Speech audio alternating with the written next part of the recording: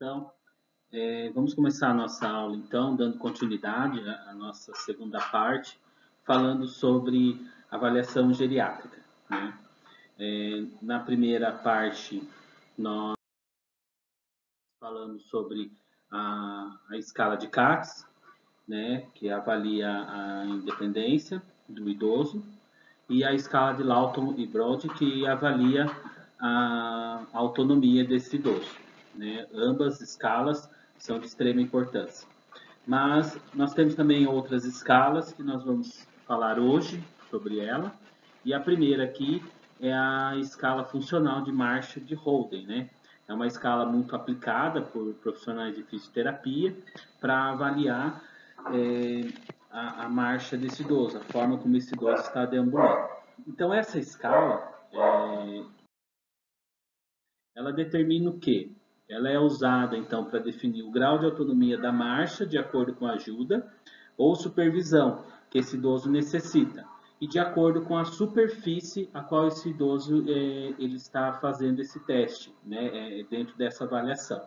Se essa superfície ela é plana, se ela é inclinada, se é uma superfície, se é escada ou algo do tipo.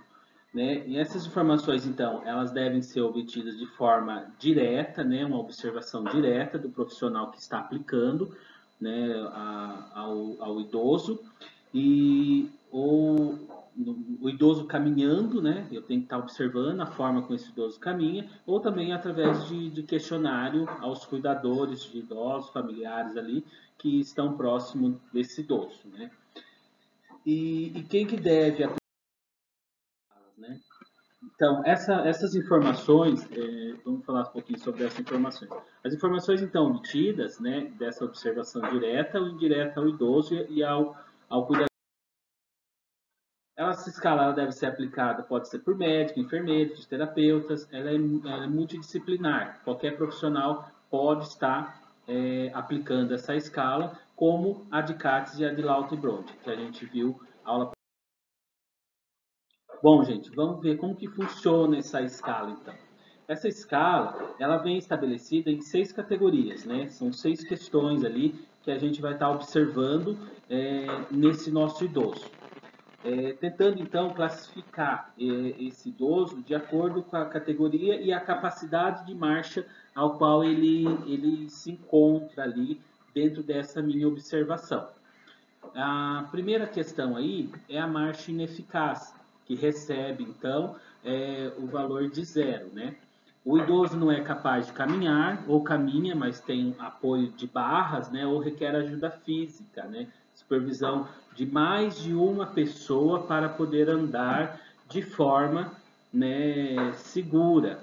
Então, aqui eu tenho justamente essa questão que me traz essa observação que eu tenho em relação ao idoso. Ele não é capaz de andar sozinho, é um idoso que ele vai precisar de auxílio de uma ou duas pessoas para estar andando, ou até mesmo de algum tipo de equipamento, e ele precisa de tanto como ajuda física ou supervisão direta ali, né? Ele não vai conseguir fazer sozinho. Então, é uma marcha ineficaz. O idoso que ele é dependente, né, de nível 2, que nós consideramos aqui, quem são esses idosos? São aqueles idosos que precisam de auxílio de uma pessoa, ele consegue até deambular, ele consegue fazer uma movimentação de marcha, né, mas ele precisa de apoio, porque ele não tem um ponto de equilíbrio. Então, ele vai ter, para que possa evitar quedas, ele precisa desse auxílio, né? Então ele está constantemente ele precisa de ajuda para poder suportar o seu próprio peso, ele não tem equilíbrio e nem coordenação para conseguir fazer o movimento de marcha, de deambulação. Então, esse é o nosso idoso, que ele consegue até deambular, porém sem apoio, sem auxílio, ele não consegue manter-se em linha reta ou fazer um movimento de marcha.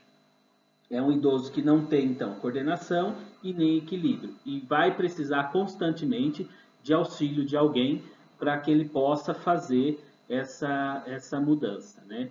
Então aqui ele precisa de ajuda e uma ajuda constante, né, necessário, e ele não tem então equilíbrio e coordenação. É o nosso idoso independente nível. Dentro da categoria dependente nível 1, né, quem é esse nosso idoso? É aquele idoso que consegue fazer a deambulação, consegue fazer a movimentação de marcha, mas é um idoso que precisa de ajuda mínima, né, de uma pessoa para que ele não caia. E caia como?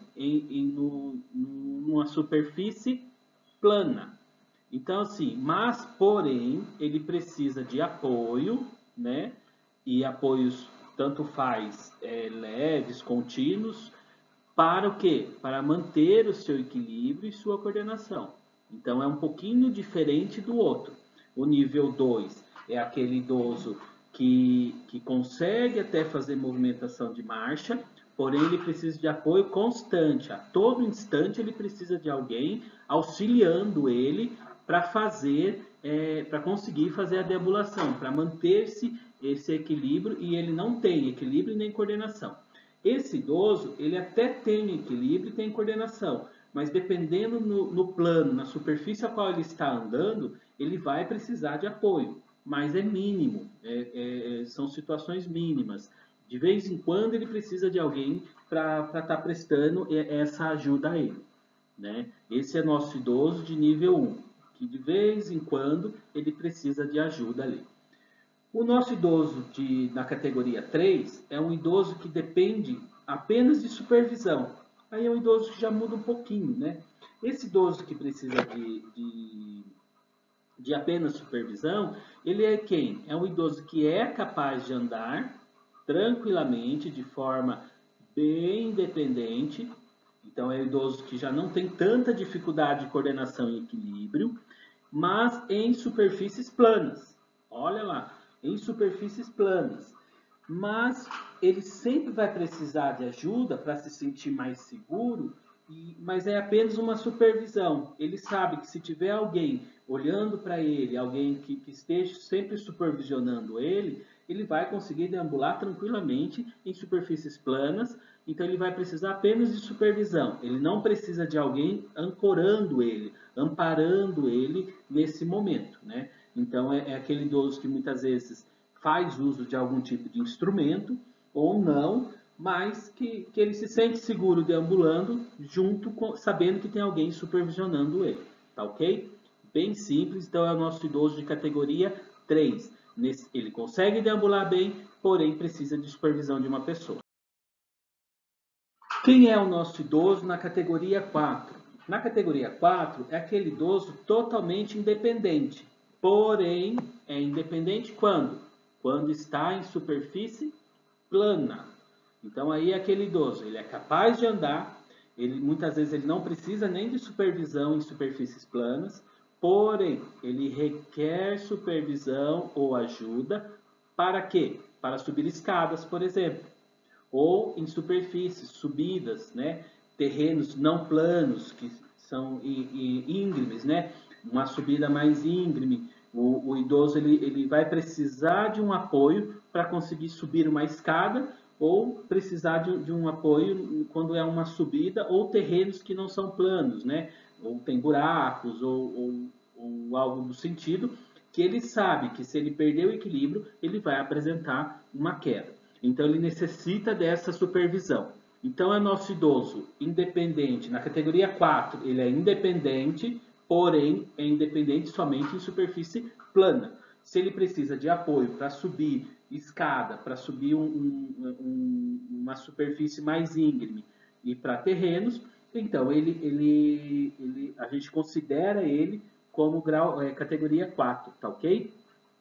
E na categoria 5 é aquele nosso idoso totalmente independente, que a sua marcha, a sua deambulação se assimila à sua deambulação quando ele era mais jovem, na fase adulta e tudo mais. Ele não precisa nem de supervisão e nem de apoio para fazer a sua marcha, a sua deambulação, né? Tanto faz em superfícies planas, subidas, né, subir escadas ou superfícies íngremes e terrenos não planos. Então é um idoso que tem o seu equilíbrio e a sua coordenação basicamente toda preservada aí, né? Então é um idoso tranquilo, que a sua avaliação de marcha é categoria 5.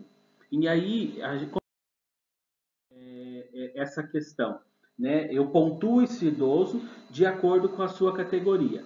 E o que é importante eu também deixar como observação, se esse idoso ele precisa de auxílio em quê? Em bengalas. Então, em cada categoria que eu vá avaliando ele, e se ele precisa de bengala, se ele usa uma bengala, se ele está usando a muleta, se precisa de muleta de um lado, dos dois lados. Então, como que funciona esse idoso? Se ele usa o andador para conseguir se locomover. Então, são instrumentos que esse idoso utiliza para que ele possa manter a sua marcha de forma funcional. Então, isso eu preciso estar sempre observando e colocando na minha observação justamente isso, que esse idoso consegue fazer a sua movimentação, porém com apoio de algum instrumento. E isso é muito importante e eu devo estar colocando junto da minha avaliação como enfermeiro de tudo que esse idoso vem apresentando, tá ok? E outra coisa muito importante, que o idoso deve estar sempre presente na nossa avaliação, como dito lá na avaliação de CATS, e em qualquer outra avaliação que nós enfermeiros formos utilizar para avaliar o idoso, o ideal é que ele esteja junto.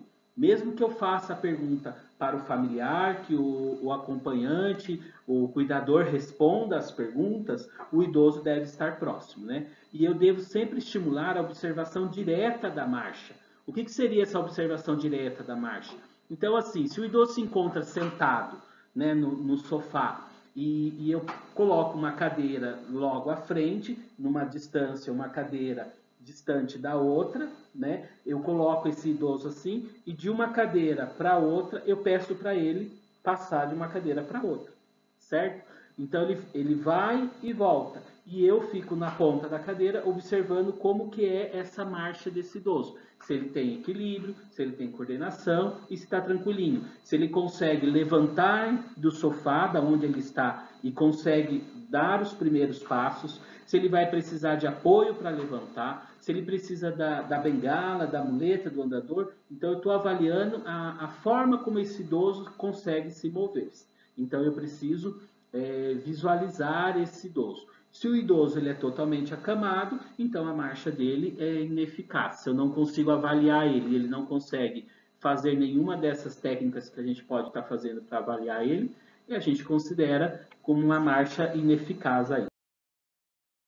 Dúvidas, estou disponível ali no WhatsApp, vocês podem estar perguntando e nós vamos conversando ali, tá ok? Um grande abraço, até o próximo